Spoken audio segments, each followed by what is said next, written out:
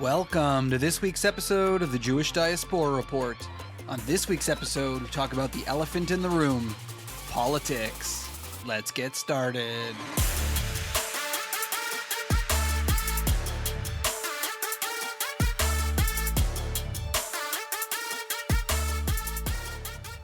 Welcome to this week's podcast, and it's probably one of the scariest podcasts I've ever done. I've talked about going to Israel and exploring October 7th sites, hearing from people who were victims and survivors. I've talked about Auschwitz and my experience there. I've talked endlessly about all of the issues that are going on in Israel and around the world and issues that the Jews are facing. None of these scared me. And yet, ironically, politics scares me. And maybe it's something to be said about the way the world is turning now, very polarized, everybody's siloed.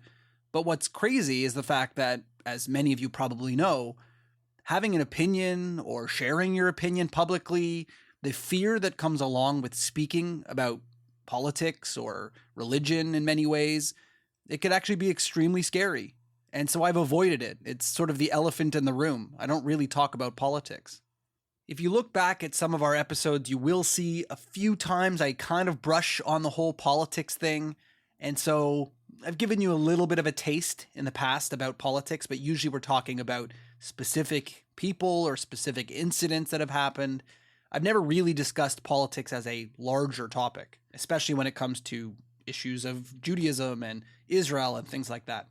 One thing that I really wanted to make sure I did when I started this podcast was to never really give opinions when it comes to religion, things like how to be a good Jew or how to be a better Jew or what a real Jew looks like or sounds like, or even frankly talking about Christianity with many of my Christian followers. I really have no interest in denigrating anyone's religion.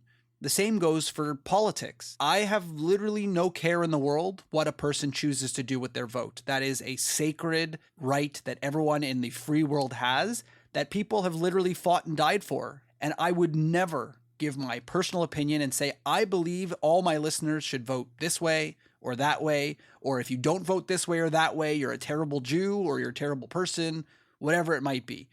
So this podcast, I'll warn you, is not going to give you some answers to politics and who to vote for. But I am going to talk a little bit about politics in general right now and how it relates to the Jewish community and kind of my views on it. This all started this past week when I had a conversation with a colleague online, Rachel, also known as Judean First. She's an online follower. She has amazing content. But we had this conversation in regards to the current events going on in the politics of the United States and the election and things like that. And I won't go into our personal conversations, but needless to say, it's a challenging thing to talk to people about politics. Her and I had this conversation and it kind of helped me formulate my personal view on politics when it comes to the Jewish community. And so I wanted to share some of these thoughts and stop avoiding it. What I explained to Judean First, or Rachel, is that I have a very interesting opinion about politics. Maybe it's something that you felt before. Maybe it's completely off the wall. I don't know. We'll find out, I guess. You can write me in the DMs. But what I always feel when it comes to politics is the fact that the Jewish people are very often used as tools in politics. They're often pandered to, spoken at, told that they're going to be getting everything from this party or that party. We love you more. We're going to support you more. And when I was speaking to her, I'm kind of realizing that I don't really trust any party.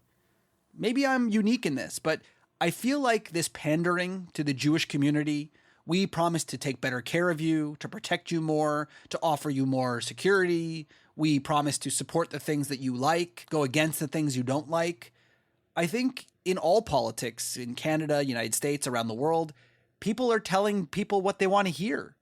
And so I just don't really trust that anybody has the best interests of the Jewish community at heart. Maybe I'm cynical. Maybe I just don't trust politicians. But when push comes to shove, I don't know if the Jewish community's well-being, being that we're like 0.1% of the population, really is that important to make entire policies for. I'm not under the impression that somehow when the president or governor or prime minister or premier gets up in the morning, he's saying to himself, what can I do to make the Jewish community better today? Because we are such a tiny part of the country that I'm under no illusion that anyone really cares what's going on in the Jewish community. They may pay lip service to it. They may see it, and then when they realize what's going on, try to address it. But do they really care, or is it just sort of something they think they should do? Something that I was saying to Judean First when I was speaking to her is the fact that not only do I not trust politicians to actually take care of the Jewish community in their countries, but I really don't trust anyone to have Israel's best interest at heart. And I tried to explain to her that in reality, they shouldn't have Israel's best interest at heart. If I'm a Canadian politician or an American politician or a European politician, I should probably have my own people's best interest at heart. Now, it is possible, and very likely in many cases, that Israel's interests are very closely aligned with Canada, United States, Europe, and therefore what they're doing for their country is supporting Israel, which is a good thing for everybody. So they do coincide at some points. But what I don't really feel confident in is that once those things are not aligned, I don't really trust politicians to ever have Israel's best interest at heart because they're not Israeli, and rightfully so, they should be taking care of the people they're supposed to be representing. Right now, it seems like all of these parties come out with platforms that talk about Israel and their plans for Israel and the Jewish community and fighting anti-Semitism, which is all great to hear. Let's hope it's true. But I have no illusions that once the Jewish community's interests or Israel's interests somehow go in conflict with the country of the politician, be it the United States, for example, I have no illusions that they're going to actually stand up for Israel over their own constituents. And I hate to say we've seen that in a few places. We saw this recently in various primary situations in the Democratic Party, where there were very well-known anti-Semitic, anti-Israel people who were running. They had been in power in the squad, as they like to be called, and they got voted out in the case of two of them, Jamal Bowman and Cori Bush, because they weren't representing their people. Instead, they were focusing all of their time, for whatever reason, on anti-Israel activities, and their people didn't like that. On the other hand, we had another primary that was for Ilhan Omar, who was representing her apparently incredibly anti-Semitic, anti-Israel area, and they voted her to stay. So do I expect the politician to vote against what her people apparently want? Obviously not. So what are we going to do as a Jewish community when more and more and more areas are falling for this anti-Israel BS that we're seeing growing all around the country? Give it 5 years, 10 years, 100 years. God willing, Israel's still going to be there and be strong. But are we going to have a strong ally in the United States when the people who are being represented are now apparently anti-Israel because they went to university in the United States and had their brains filled with complete garbage that they bring with them to government? So what I'm trying to say here is, yes, right now, a lot of politicians are aligned with Israel. But is it really for good reason? Is it for politics? Is it to get the right votes from this group or that group? Will this type of thing be forever? Is it an automatic thing that Israel and the United States will always be strong allies? Or is this temporary until the voting public decides to change their mind and politicians slide into the squad? And I know I'm picking on the squad and the Democrats in this specific situation, but it goes both sides. I have no faith in either side to put Israel or the Jewish community's interests first. Because like I said, these are not the most important issues, at least to those outside the Jewish community. Sure, you see one group or the other group standing up against anti-Semitism, which should be the bare minimum, but do they really care? Is this just a flash in the pan, or, as I've said in previous podcasts, a way to strike back at the other side for a quote-unquote not doing enough? It really feels like we're just sort of a pawn and a tool in this game between two parties who neither of which really care about us. But again, maybe I'm just cynical. Maybe I'm the only one. So as Jewish people, when we go to the ballot box, the question is always, okay, who's going to improve my life? Dealing with the anti-Semitism that's on the rise? Who's going to deal with Israel and making sure that UNRWA doesn't get any kind of funding? Things like that. These are issues that we as voters get to decide on. But which side do you choose? Obviously, I'm not going to tell you which side is better. I just explained that I really don't trust either side. But I was talking recently to another follower of ours about politics, especially within Europe and United States, and the Jewish people tend to have this kind of middle ground, stuck in between two parties situation. Who's going to do the best for me?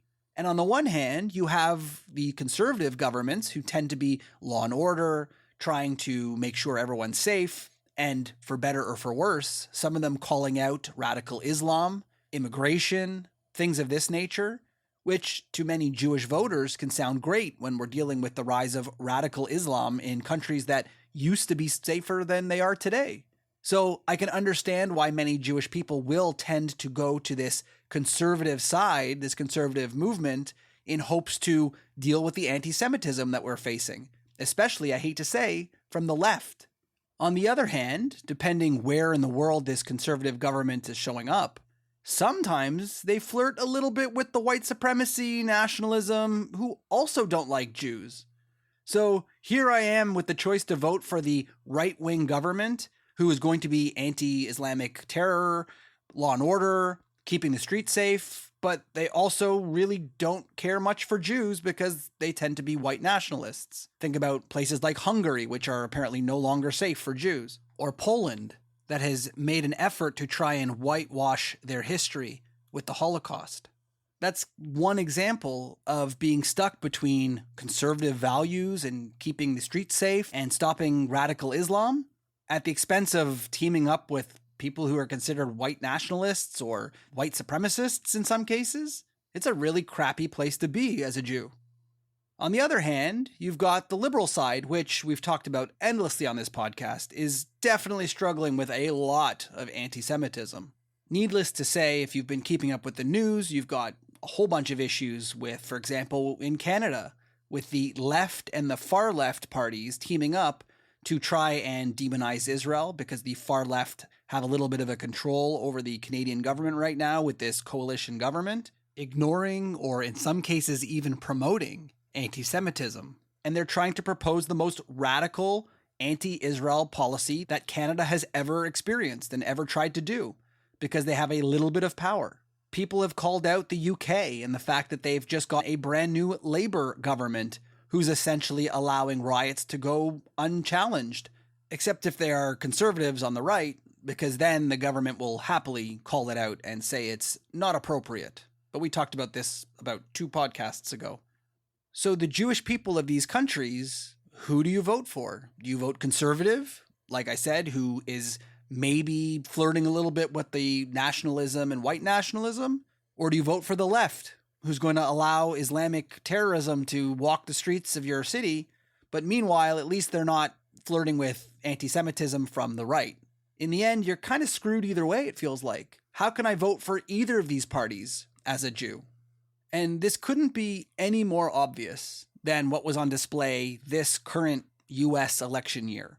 With the current situation going on in Israel, it seems like both sides obviously are vying for the let's act like we care vote.